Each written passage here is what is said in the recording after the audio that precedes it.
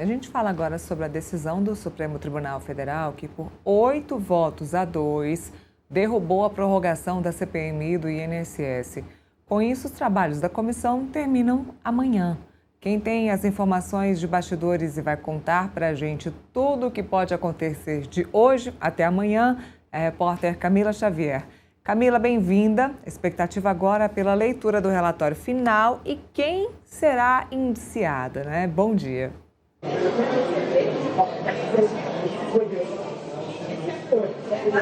Bom dia, Neila. Bom dia a todo mundo que está na nossa companhia hoje aqui no Contexto Metrópolis. Pois é, depois dessa decisão dos ministros ontem do Supremo Tribunal Federal de derrubar a decisão pela prorrogação dos trabalhos da CPMI, agora os parlamentares se reúnem neste momento aqui na CPMI para finalizar os trabalhos dessa comissão. Nesse momento, Neila, o relator, Alfredo Gaspar, já faz a leitura do relatório. Ele deu início há pouco tempo, então a expectativa é grande, realmente, por saber quem serão.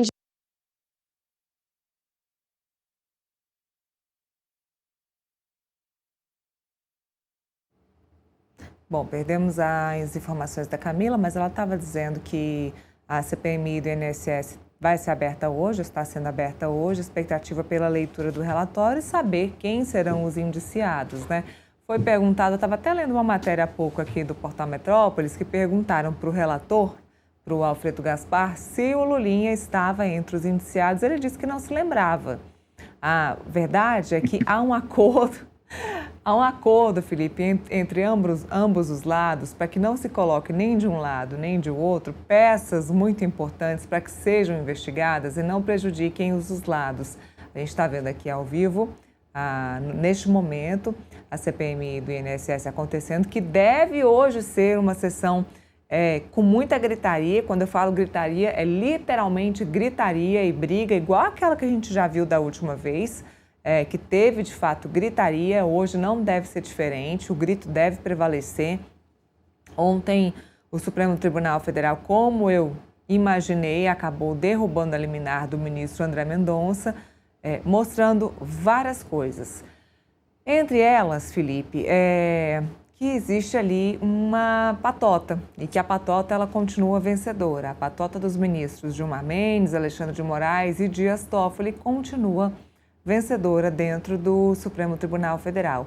Acompanhou o ministro André Mendonça apenas o ministro Luiz Fux.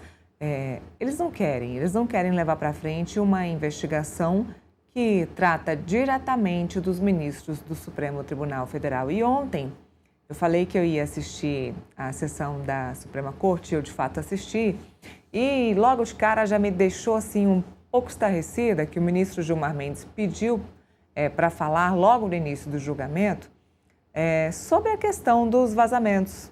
Tá aí a sessão de ontem rolando aí para vocês.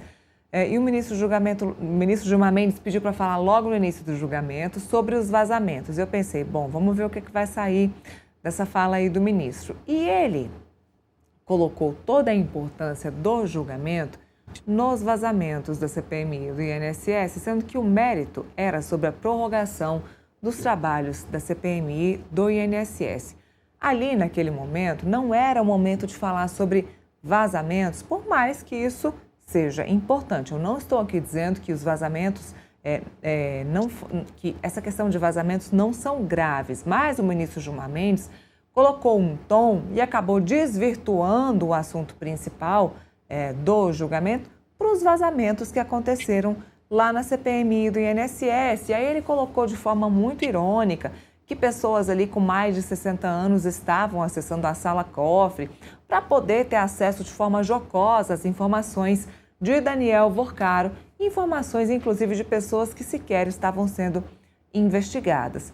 A verdade é, Felipe, que os vazamentos não são bacanas? Não são. Não são legais? Não são.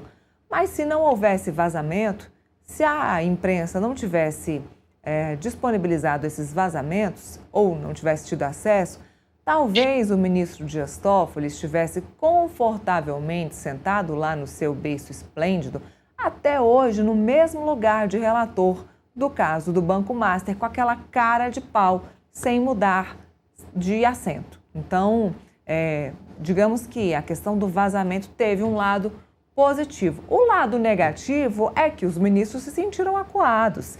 E aí eles colocaram como se o mérito do julgamento fosse a questão do vazamento. É claro, os vazamentos acabaram atingindo os principais nomes da Suprema Corte, que são Dias Toffoli, Gilmar Mendes, o ministro Alexandre de Moraes e agora até o ministro Nunes Marques. Então, ficou perigoso para eles. Então, ali naquele momento, era o momento de deixar claro que,